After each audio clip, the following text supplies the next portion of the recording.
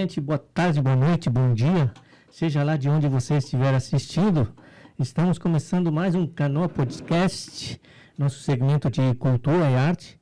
Hoje recebendo uma presença ilustríssima. Faz tempo que eu tinha vontade de entrevistar essa pessoa que é de minha muita estima, porque tem uma carreira notável, né? Apesar do pouco tempo no âmbito, ele tem se destacado como ator, poeta performático, ator, também trabalha com brinquedo, com bonequeiro. Eu estou falando nada mais nada menos do que Jonathan Ortiz Borges, um canoense que desde 2008 atua com grande destaque, né, nas principais feiras do livro dos estados, como na cidade de Porto Alegre, Bento Gonçalves, Rio Grande, Praia do Cassino, Nova Petrópolis, Canoas, Esteio, Cachoeirinha, Nova Santa Rita e muito mais. Jonathan, seja muito bem-vindo ao nosso podcast, no segmento de cultura e arte. Tudo bem? Tudo bem. Falando assim até parece que é tudo isso, né? Mas tenho trabalhado bastante, graças ao universo, tem permitido bastante trabalho na minha vida, no ramo da arte, da cultura, e estou muito feliz, momento bom. Certo. Jonathan, antes de, como eu dizia, eu fazia tempo que eu queria bater um papo contigo, né? Porque a primeira vez que eu te vi foi num sarau da Casa do Poeta de Canoas, e tu fez uma performance com um poema ali que tu agora me falou que era um poema de cordel. Sim. Eu fiquei fascinado com aquela performance tua. E desde aí a gente tinha web rádio, a gente não conseguiu contato, mas eu sempre te vi ali pelo bairro ali, né? E até que se deu agora, eu te liguei, tu estava no Rio, fazendo um trabalhinho lá. Então, antes de começar nosso papo aqui eu quero falar um pouquinho sobre ti. Quem é Jonathan? Ai, é complicado responder essa pergunta, porque quem me conhece, assim, na verdade, sabe que eu falo um pouco sobre mim, né? Acho que o trabalho acaba falando mais, eu não sou uma pessoa que fica deliberando sobre si próprio por aí. Eu gosto de dizer que eu procuro ser uma boa pessoa, né? Basicamente isso, e poder sempre fazer meu trabalho bem feito para que tenha mais trabalho. E tirando o que tu já disse, que sou poeta, sou ator bonequeiro, performático, faço bolhas de sabão gigantes, o pessoal me conhece bastante pelas bolhas de sabão, tem o movimento Poesia de Cordel, que é uma homenagem ao cordel, que tu falou que me conheceu fazendo cordel, e participação em outros grupos, como aqui de Canoas, que é referência de Pernas pro Ar, né? Já trabalhei com eles bastante tempo, fiz um palco giratório Sesc com eles, e entre outros trabalhos. Hoje, atualmente, eu trabalho com um grupo também de teatro de bonecos, o Pregando Peça, que é de Santa Maria.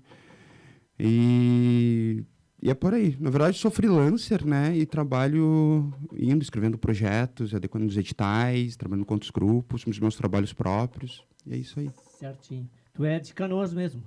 Sim, nasci e me criei em Canoas. Certo. E me diz uma coisa, como se dá essa tua relação com a poesia? Como é que tu inicia essa tua carreira dentro da poesia, dentro da performance poética, ou tu começou como ator antes?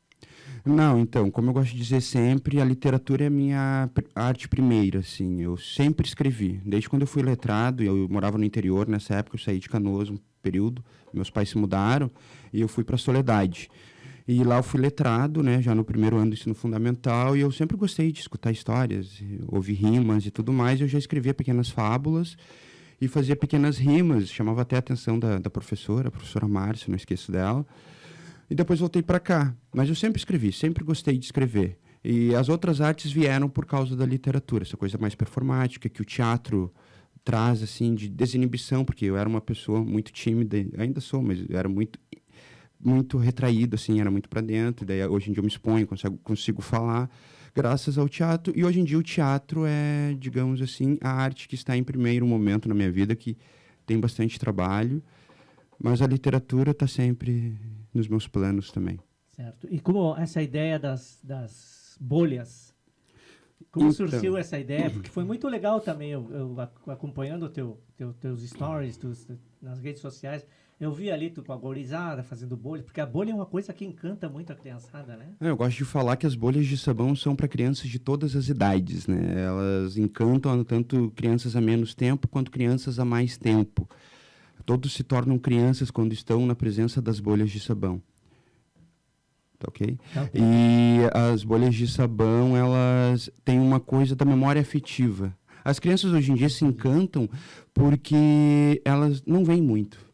Porque é muito dentro de casa, o celular, as mídias. Então, os adultos lembram disso. E por questão do tempo, acho que não tem muito tempo de, às vezes, fazer essas brincadeiras mais saudosas. Quando enxergam em feiras de livro, que tu falou, em outros eventos, param, querem que os filhos façam e acabam fazendo tanto quanto os filhos, que remete a essa memória afetiva. Está no imaginário coletivo de todo mundo, as bolhas de sabão. Eu comecei porque eu sempre gostei. Criança não gosta, né? Um dia teve um projeto de leitura que eu fiz parte aqui em Canoas, que foram os mediadores de leitura, o segundo projeto de leitura do município que eu participei, o primeiro foi os agentes de leitura, que eram as bibliopraças, essas estruturas que ainda existem, que atualmente não estão em uso, né, mas ainda existem. A gente ia para incentivar o acesso ao livro, democratizar o acesso ao livro, incentivar a leitura. E a gurizada na praça estava jogando bola, né? Tava ali fazendo essas coisas, às vezes no meio da tarde, numa quarta-feira, não estavam nem aí pra gente. E eu tinha que convencer eles a virem até nós para escutarem uma história, lerem um livro, tinha que tirar foto e tudo mais para relatório.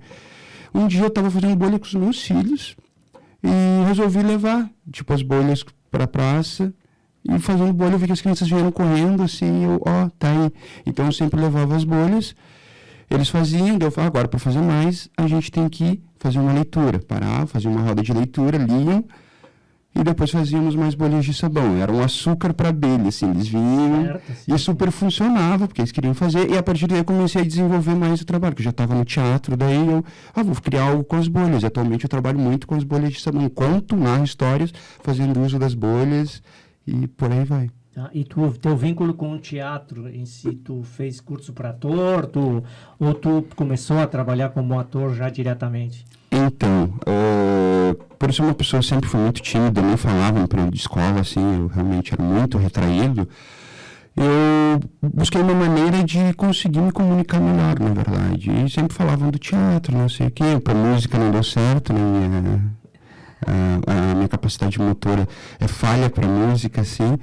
Então, eu fui fazer oficinas de teatro aqui, ali. Na escola eu tentei fazer, não deu certo. Foi legal a experiência. Pode acontecer de não ser legal a experiência, mesmo se as pessoas persistirem. Daí eu fiz alguma oficina aqui, não terminei. Outra ali, terminei. Fui conhecendo pessoas do ramo. E quando eu vi, eu tive a proposta de trabalho. Eu já fazia minhas performances, né, na Casa do Poeta, em outros locais, em algumas feiras, assim, principalmente de Canoas.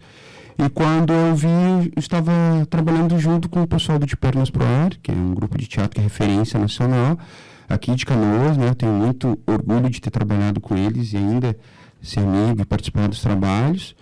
E é isso, então veio vindo, mas não, formação na área não, mais vivência de causa mesmo. Beleza. Não, porque eu fiz curso de teatro, né, no Uruguai há muito tempo, né, na juventude. Foi aí onde eu conheci a minha a atual esposa e a gente se conheceu na escola de teatro, né? Olha aí. O teatro é uma coisa que desperta muito, né, a pessoa, né? Desperta a questão sensitiva, de sensibilidade, eu gosto de dizer, inclusive para a leitura, né? Que não precisa fazer para tu te tornar um ator e trabalhar com isso. Eu acho que deveria ser ensinado na escola essa coisa de tu aprender a lidar com o que tu sente, de tu falar, te comunicar, de tu interagir com o outro. Eu acho que deveria ser matéria curricular até, teatro na escola, assim como eu falo música na escola. Sim, deveria ser uma coisa, de repente, extra classe, mas que houvesse em todas as escolas a preparação de uma peça por cada turma, né? Eu sempre estou nessa discussão, nem é o preparar a peça, às vezes, sabe? É tu desenvolver o que leva a apresentação de uma peça. O caminho, no caso, ele é mais importante do que o resultado no teatro, né? É verdade, concordo. Mas é isso, que seja para peça, que seja para o que for, tinha que ter, né? A cultura trabalhando com a educação sempre. Sim, eu tenho uma experiência com as minhas filhas, né? Minhas filhas, elas estudaram no Rondon aqui e ali tinha, na área de educação física, tinha a parte de dança, né? E elas estão se formando em licenciatura em dança. Por quê? Porque elas tiveram desde o colégio essa parte, já vinha da família, da questão da leitura, da arte, dessas coisas, e elas foram mais estimuladas ainda no próprio colégio, né? Então elas escolheram seguir por esse caminho, do caminho da dança. Mas falando mais um pouquinho sobre ti, a produção textual, assim, é sempre poesia, teu caminho é poesia. Na verdade, na verdade não. Primeiro eu sou poeta, né? Comecei escrevendo poesia, mas eu tenho 2 livros já publicados. O Eu Poeto, que é de poesias, que eu digo que são poemas brincantes, e o segundo é um livro de contos, A Menina que Morria a Cada Maçã. E tenho a ideia de escrever romance, e também meu projeto, depois desse 3º livro, é ir para a literatura infantil, que eu já tenho, né, um personagem, tenho uma história já elaborada, que eu quero publicar, que o meu público acabou se tornando bastante infantil, assim, com a história das bolhas e tudo. Eu quero ir. Então, hoje em dia eu gosto de dizer, assim, posso dizer que eu sou um escritor meio que... eu vou por todas as áreas dos gêneros literários, assim. Sim, então, mas tu acha que teu caminho vai ser para a criançada, para a literatura infantil? Então, acho que sim. Eu tinha muito receio de trabalhar com público infantil. Quando tu disse que viu fazendo esse poema na Casa do Poeta, é um poema que é para um público mais adulto, sabe? Assim, que ele conta uma história pesada e tudo mais. E eu sempre gostei de trabalhar com adolescentes e adultos, porque é um público que é desassistido na área da narração de histórias, assim. Tipo, sempre tem muita coisa para criança. E eu gosto de trabalhar com esse público. Só que eu me descobri um brincante com as crianças também. E hoje em dia eu trabalho basicamente com público infantil. Então, sim, acho que esse é o caminho da literatura infantil, contação de histórias para crianças. Porque o que eu gostei muito da tua quando eu te conheci, inclusive está aqui no teu release, né? Que narrar uma história através da oralidade, das técnicas do corpo. Ou seja, tu fez uso ali de todo o teu material que tu tinha no momento, que não era só recitar um poema de cordel, senão trabalhar com o corpo, fazendo gestos, entendeu? E saber trabalhar a memória afetiva pela magia da narrativa do contador, entendeu? E isso me fez lembrar muito, cara, que até existe um filme sobre um dos maiores contadores de história do Brasil. Acho que eu já vi. Eu não lembro o nome dele agora, né? Que foi adotado por uma escritora, uma jornalista francesa, né? Sim, muito bom. E esse cara se tornou referência na contação de histórias, né? E o filme é muito tocante, muito lindo. E então, isso também, tu acha que o teatro colaborou para essa performance, ou tu já sentiu que tu tinha essa capacidade de expressar num todo? Não, totalmente. As oficinas que eu fiz de teatro trouxeram toda essa bagagem de tu saber botar um gesto quando precisa, de tu recorrer aos movimentos das mãos, né? Que a gente fica muito estabanado, às vezes, falando, buscando da forma a fala e acaba atrapalhando. Então, tu saber, através de um gesto, da importância para a palavra que está sendo dita, né? Tu jogar essa palavra com gesto para causar impacto, não usar aleatoriamente os gestos.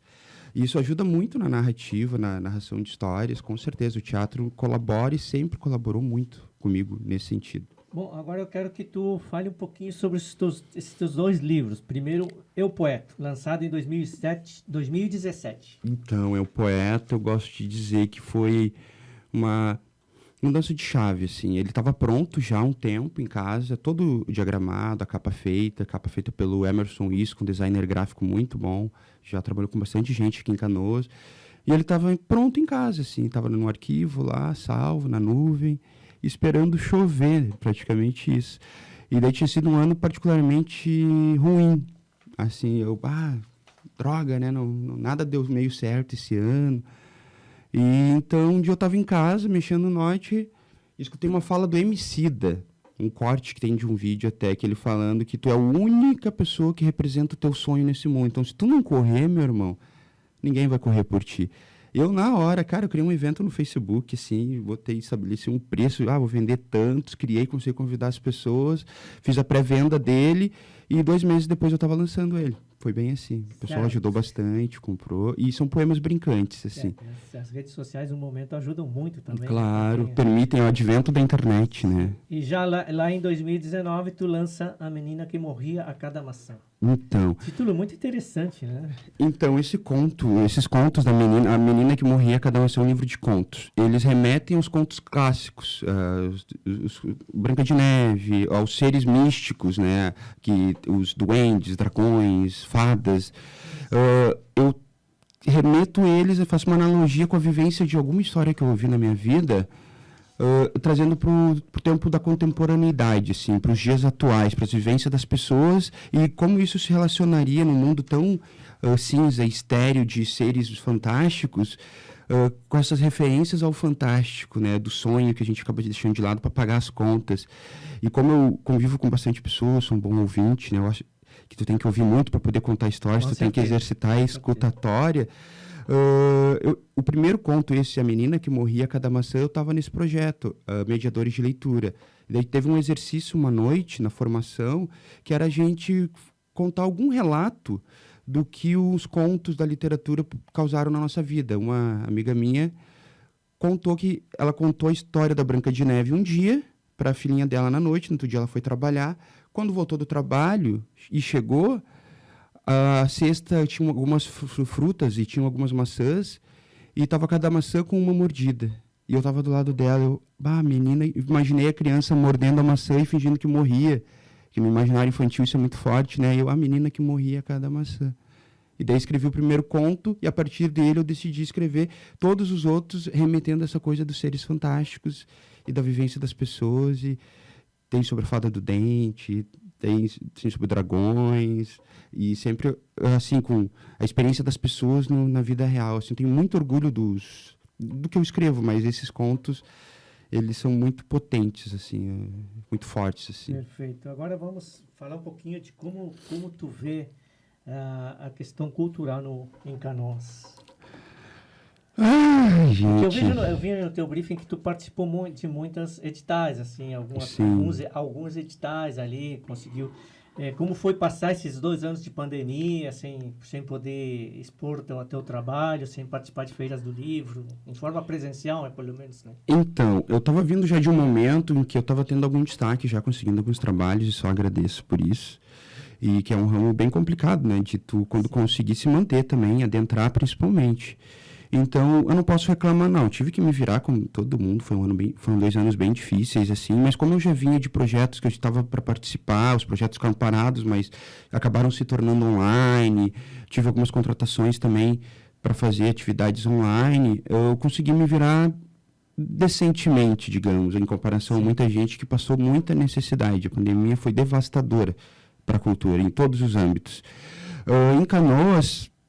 principalmente foi um pouco mais complicado, porque Canoas, digamos assim, como eu também atuo nos colegiados e tudo mais, estou sempre acompanhando a militância do pessoal e participando sempre que possível, Canoas tem uma mentalidade ainda meio atrasada, eu acho que dos nossos gestores culturais, para com a classe artística da cidade, sabe? Porque a gente está aqui para agregar, só para somar, entendeu? A gente não está para competir. A gente quer que na cidade aconteça para que todo mundo possa cada vez trabalhar mais, Canoas tenha destaque, e isso vai ser bom para todo mundo, vai gerar a economia da cultura de uma forma muito produtiva. Cada pessoa que entra lá quer inventar um mundo novo culturalmente falando. Canoas já tem a sua própria identidade cultural, sabe? Se houver um diálogo mais claro, mais aberto de todas as partes, a gente é uma cidade muito potente, que seria referência cultural, assim, acho que no país. Só vejo isso, tipo, não cheguem para inventar. Só dialogar com as pessoas. Não precisa fazer tudo que as pessoas pedem também na classe artística, claro. Mas só estar aberto para o diálogo, acho que a comunidade toda ia ganhar. Sim, e esse ano já saindo da pandemia, tu acha que se retomam alguns eventos culturais, isso melhora ou não melhora? Assim, eu estou trabalhando bastante, né? As coisas voltaram muito devagar, em outro formato. Essa coisa do que era antes não acontece mais. Todo mundo está se adequando. Eu vou muito em escola, né? Com os projetos que eu participo atualmente. E está sendo difícil, ainda é uma relação que está bem distante com os alunos, com os próprios professores, da aceitação da nossa presença no ambiente escolar e até dessa coisa do comportamento enquanto se assiste a algo. Acho que foram 2 anos que as pessoas ficaram muito isoladas, principalmente as crianças, na fase, acho, da adolescência, pré-adolescência, e acho que eles não estão sabendo lidar com esse retomado, porque é mais difícil, né? Porque teve esse hiato de tempo em que eles não tiveram. Boiando, né? Então, tipo, a gente está tendo que ofertar coisas que oferecia para crianças de 8 anos de idade já para os adolescentes, porque eles não tiveram isso, sabe? Essa coisa do lúdico. Mas está sendo uma experiência incrível, assim. É um aprendizado para todo mundo, como eu falo. Mas foi um tempo assim que eu acho que atrasou tanto a educação quanto atrasou para as atividades culturais. Mas as coisas estão voltando, tem bastante coisa acontecendo, não como a gente gostaria, é claro, mas já tem bastante coisa acontecendo, graças a todo mundo está vacinado, todo mundo continua se cuidando, tá bom? Mas o trabalho está voltando e as pessoas estão muito carentes dessa coisa da arte ser presencial. Eu lembro que antes da pandemia a cultura estava num patamar bastante alto, né? Tinha muita atividade cultural, estava formigando alguma coisinha, né? Mas me conta outra coisa, assim, como é que se dá essa tua saída do estado? Porque quando eu entrei em contato contigo, tu me falou que estava trabalhando num projeto no Rio de Janeiro. Sim, sim. Como é que foi essa experiência? Tem uma produtora de Porto Alegre, a VR Projetos, que trabalha com projetos socioculturais, voltados para as leis de incentivo, né? Captação pelas leis de incentivo. Daí tem um projeto específico lá, o Book Truck, é uma van, que é uma biblioteca itinerante móvel, que já está na 2ª edição. Eu estou participando dessa 2ª, conheci eles na Feira do Livro de Canoas, e daí agora estou participando. Fiquei 1 mês no Rio, indo nas comunidades, em escolas, bibliotecas comunitárias, assim, praças. Foi uma experiência super bacana. A gente leva um acervo de mais de 800 livros, com acessibilidade, livros em braille, audiolivro. O pessoal pode visitar, a gente faz empréstimo e faz contação de histórias. Eu trabalho com o Sérgio, que é ator bonequeiro, do grupo Pregando Peça, com a Kátia Lindemann, uma bibliotecária que tem um trabalho incrível no sistema prisional. Ela cria bibliotecas no sistema prisional, ela é referência até na criação de leis junto aos deputados. E eu só aprendo, é incrível, e é um outro mundo, Rio de Janeiro, né? A gente poder estar lá levando... digamos, um pouco do que a gente sabe daqui. A gente acha que é um mundo muito distante, mas como as pessoas também são carentes, né? Porque, embora lá tenha muito acesso a muita coisa também, as coisas não chegam nas comunidades, sabe? Fica mais centralizado. Não é diferente daqui nesse sentido. Sim. A gente tem que lutar muito ainda pela descentralização e acesso à cultura num país, mas no mundo. Ainda está muito longe, muito distante. Mas é um projeto lindo, adoro participar e é incrível. Beleza. Então, é um projeto muito interessante, né? Em 2018, no Book Truck, um projeto cultural realizado em furgão adaptado em Cintureu para disponibilizar uma biblioteca. É muito interessante, né? E tem a Trupe Imagem na Arte.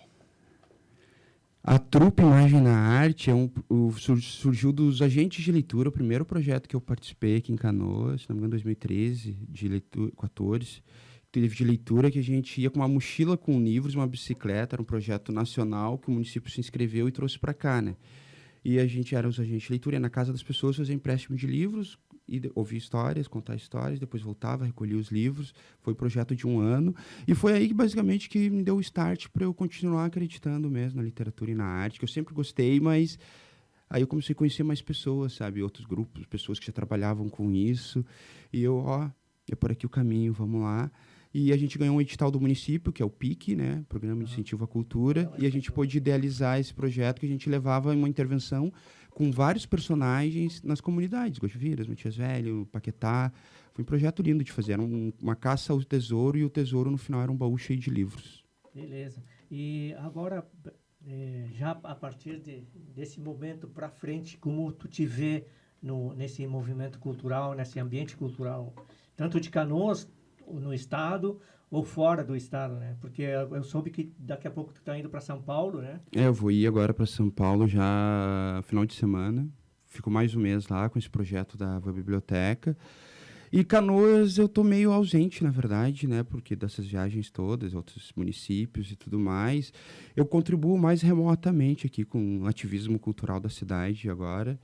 E o que eu vejo eu culturalmente falando assim da minha, digamos, carreira artística, eu vou lançar meu livro, vou começar a tocar outros projetos, obviamente. Em novembro eu tenho um projeto para executar do FAC que ganhamos, né, que vão ser histórias afro-brasileiras, que eu também comecei a trabalhar, né, digamos, com as histórias afrocentradas, sempre foi uma coisa que eu quis muito. E focar na coisa das minhas bolhas, que eu tenho um projeto aí que eu estou correndo atrás, ele vai acontecer, que é a biblioteca, né, uma biblioteca que vai ser uma bicicleta com uma estrutura atrás, e vai fazer bolhas, levar livros, histórias, com intervenções também, e as histórias afro-brasileiras, que também estou focando bastante, assim, acho que é muito necessário que pessoas negras contem histórias afrocentradas, né? Todo mundo tem que contar, mas a gente tem, digamos, poucos negros fazendo isso. Então, eu gosto muito de fazer, acho que eu estou no meu chão e vou seguir por aí, o teatro sempre, e o projeto do livro infantil com a história das bolhas, que quero que saia já no início do ano que vem. Mas tu tem um lançamento agora, sexta-feira, né? Me conta um pouquinho sobre esse lançamento. Viemos para isso, então. Sexta-feira, pessoal, o lançamento do livro Versos Bordados, meu terceiro livro. Esse é de poemas, são poemas que estão guardados há em torno de uns 18 anos que eu trabalho ele. Alguns poemas são da época que eu estudava no ensino médio, que estava aprendendo a desenvolver a capacidade de escrita ainda, poesia. Tem muito soneto. E por que é Versos Bordados? Primeiro, eu tive a ideia porque uma amiga minha viu uma foto minha com uma flor no Insta, que eu boto flor no cabelo, escrevo um pequeno poema e posto, e ela fez um bordado disso. A Iris Nunes, até um trabalho incrível, uma bordadeira incrível. E versos bordados, ela escreveu esse poema também, daí tá aí o nome pro livro, e ficou. E como eu já tinha esse livro escrito, salvo, assim, não estava diagramado nem nada, mas estava ali, o pessoal da Entreverbo, que conta com o selo da editora Entreverbo eu faço parte também, a editora. A gente já tem uma atuação de um coletivo de poesia aqui na cidade há quase 5 anos. Atuantes, né, fora o hiato que a gente deixou de fazer coisas, mas 48 edições da revista.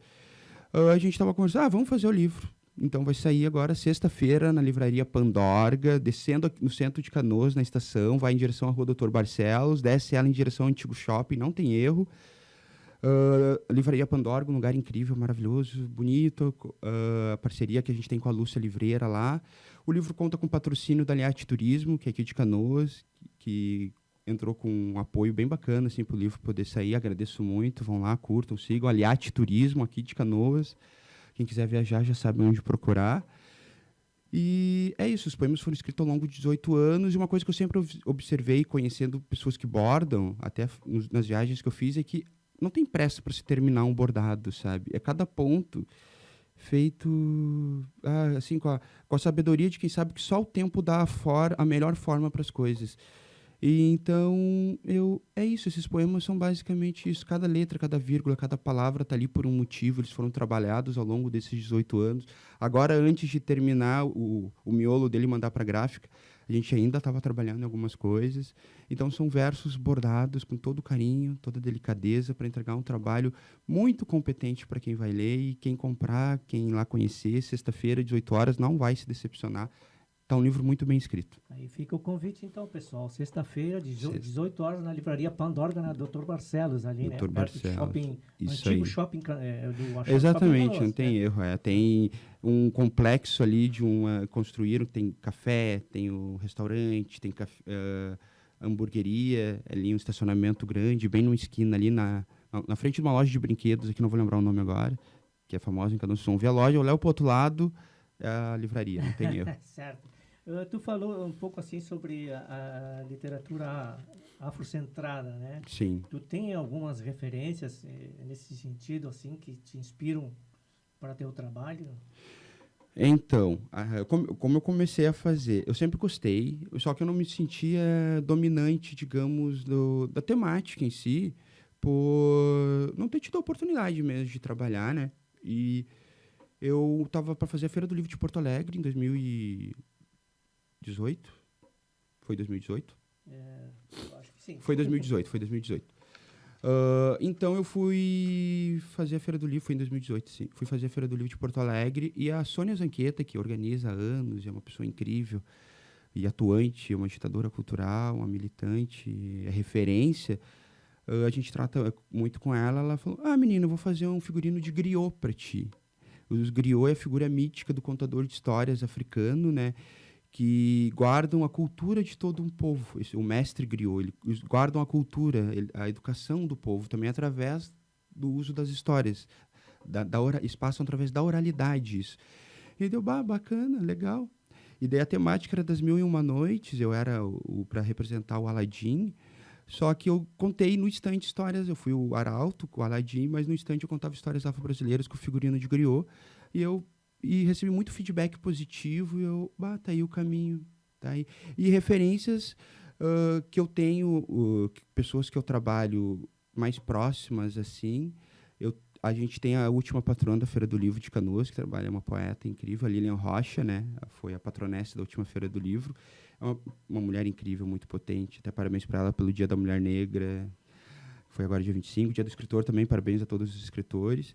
O Sunny Queixo trabalha, um cara que é de São Paulo, ele é nigeriano, trabalho incrível. Tony Edson, um mestre griot que não está mais entre nós também, um contador de histórias maravilhoso. Eu também já tive a oportunidade de fazer, durante a pandemia, live com ele, mas ele se foi, fica deixando a memória saudosa. E eu procuro ter essas referências que são próximas, sabe? E os grandes mestres griots, que são essas referências, assim, dessa figura mítica, de saber o quão importante é, na cultura africana, a existência desse guardião da memória do povo, através do uso das histórias. E, digamos assim, fazendo, essa pequena e singela homenagem, porque meu trabalho ainda está longe de chegar nisso, eu me espelho muito nessas, alcançar, chegar aos pés dessas figuras assim, místicas dos griots. Que bonito, que bonito. Eu fiquei com a questão dos versos bordados na cabeça, né? Porque eu não sabia a história porque eu vi a tua foto com a flor, né? Sim. Na orelha. E não sabia que isso tinha se transformado num bordado, né? Porque eu sou filho de costureira, né? Das costureiras das antigas, né? Minha mãe agora está com 75 anos, já não trabalha mais com costura. Mas era aquele trabalho paciente de cortar o tecido, de ter um molde de papel, cortar, desenhar com giz, cortar, costurar, Sim. fazer a bainha. A gente, a maioria, os filhos mais velhos, todo mundo aprendeu a fazer bainha, porque era... Tinha o bastidorzinho de bordado, que ela bordava as coisas, detalhes. É uma arte incrível. É uma coisa de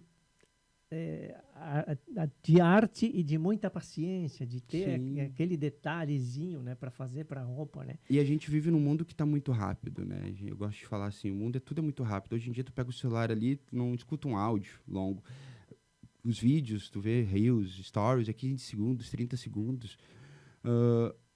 Por que tem que ser tão rápido, né? A gente vem de uma geração, 2 atrás mais, que dava valor para a paciência das coisas, para a construção. Então, acho que essa rapidez é muito fútil também. Então, eu vi isso nos poemas. Eles tiveram toda essa paciência. Eu não tive pressa de publicar eles. Eles estão guardados. Então, e eu, toda vez que eu mexia neles, é isso. Parece que estão sendo bordados. Quando eu conheci a arte do bordado, observando, assim, eu via isso. Todo esse carinho, costurando cada palavra uma na outra. E é isso. Beleza, então, Jonathan. Então, pessoal, assim, da nossa entrevista aqui com o Jonathan, o mais importante é o lançamento do novo livro do Jonathan, que vai ser na livraria Pandorga, sexta-feira, dia 29, 18 horas, tá? Vão lá, confira o trabalho do Jonathan. Eu sou um admirador, assim, de carteirinha do Jonathan. Sigo ele nas redes sociais. Valeu. Mas, assim, é um trabalho incrível. Eu te parabenizo pelo teu trabalho, porque eu vejo que tu tem uma performance de pessoa múltipla, assim, vamos dizer, né? Que tu consegue juntar várias linguagens, né? Para poder fazer a tua expressão, assim. Sim, eu sou eu gosto de dizer que eu comecei meio tarde a acreditar de fato que eu podia viver da arte, né? Que trabalho, filho e tu não ter certeza. Então, o que eu puder aprender, eu aprendo. Hoje em dia, se tiver que dançar, eu danço. Se tiver que virar cambalhota, eu vou virar. Atuação, como é que não ficou bom, eu faço 100 vezes. Eu sou um trabalhador da arte, eu vou fazer 100 vezes, não deu, eu faço mais 100. Até chegar no resultado e me permito isso, sabe? Porque eu quero aprender, eu estou ainda com essa ânsia de aprender. Eu vou escrever, eu quero escrever desse jeito. Porque eu ainda tenho muito para aprender para chegar numa excelência. Então, isso traz uma gama de possibilidades que eu levo para o meu trabalho. Eu gosto de tirar foto, eu gosto de escrever, eu gosto de desenhar, eu quero fazer arte. Um amigo meu, que eu conheci através desses projetos de leitura, um grande artista, um múltiplo e perfeito, completo, o Elton Manganelli, que também nos deixou recentemente, ele falava uma coisa que me marcou, e ele me falou na última conversa que eu tive com ele, que a ideia dele era ser criativo o maior tempo que ele pudesse do dia. Ele tinha que ser criativo. E eu achei isso incrível. Fazer arte, se permitir viver da arte, é tu ver o mundo sendo criativo o tempo todo. Então, não é porque tu tem uma apresentação às 18 horas, é só às 18 horas que tu tem que ser criativo. Sim. Tu tem que viver criativamente. Agora eu fiz um link aqui com duas grandes personagens que eu admiro muito, que é o Domenico Di Massi, né, que é um filósofo italiano, semiótico também, né, que ele tem um livro que chama O Ócio Criativo, né. E aí, depois de muito tempo, eu conheci o Ailton Krenak, tá? E o Krenak, ele fala muito que o branco ele não entende muito isso de viver à toa, de ter um momento de ócio, né? Porque o índio ele trabalha 3, 4 horas por dia, o resto é ócio para ele, né? Sim. Entendeu? Mas ócio é um ócio que não é aquele de ficar na rede, é um ócio que ele está... Só parado, não é? Ele está em movimento, entendeu? Então, a gente tem que aprender a viver os nossos momentos de ócio, que não quer dizer que a gente não esteja fazendo nada. A gente tem um ócio em movimento, entendeu? Que era o que Domenico Di Massi já tinha falado anteriormente, entendeu? Ócio é para criar, tu pode estar sentado, mas quem trabalha principalmente no ramo do entretenimento, da arte, está sempre pensando como vai modificar o que está fazendo para alcançar mais pessoas, né? A arte também. Então, tu vê uma pessoa que é um artista parado, o músico vai estar compondo uma música na cabeça dele, não existe isso de estar parado. O artista vai estar pensando como que ele pode, o ator pode, como é que ele vai atuar melhor, ou qual a peça que ele quer fazer. Quem faz bordado está pensando no próximo bordado, no material que tem que comprar. Então, é estar parado, mas contemplando a criatividade, né? Que eu acho que é esse o caminho, é ser criativo, para a gente ter, digamos, melhor qualidade de vida, não só consumir as coisas prontas e rápidas que o mundo oferece. É isso aí, então. Eu te agradeço muito a tua presença aqui. Estamos sempre à disposição, quando quiser ter trabalho para divulgar, é só chegar aqui que a gente divulga, e eu deixo o microfone para te despedir da galera, fazer mais uma vez o convite para o lançamento do teu livro. Gente, obrigado por vocês me emprestarem os ouvidos de vocês, aí, obrigado pelo espaço, Jornal Timoneiro, podcast Canoas. Eu acho que a gente tem que mostrar muitas pessoas aqui de Canoas, tem muita gente legal para mostrar o trabalho, para ser conhecido, ser mais valorizado também. Canoas pode ser referência, então, como vocês podem apoiar um artista? Compartilhando, curtindo, comentando o trabalho, sempre que possível comprando também, assistindo os trabalhos. E não esperem as pessoas, digamos, ficarem famosas para apoiar. Assim, vão apoiar agora. As pessoas só chegam em algum lugar quando tem apoio dos seus, né? Então, pedindo também o apoio de vocês, cheguem lá, sexta-feira agora, 18 horas, Livraria Pandorga, não tem erro, Rua Frederico Guilherme Ludwig, 370, não tem erro, bem numa esquina ali, mais fácil indo pela Dr. Barcelos, vocês vão achar, tem uma figura do John Lennon lá no fundo, linda, não tem erro, bem colorida. Vamos esperar vocês lá a partir das 18 horas. O livro vai estar lá. Está muito bonito. 18 horas, Livraria Pandorga. É isso aí. Muito obrigado, Jonathan. Valeu, pessoal, pela audiência. Um abraço a todos e até a próxima. Valeu, mestre.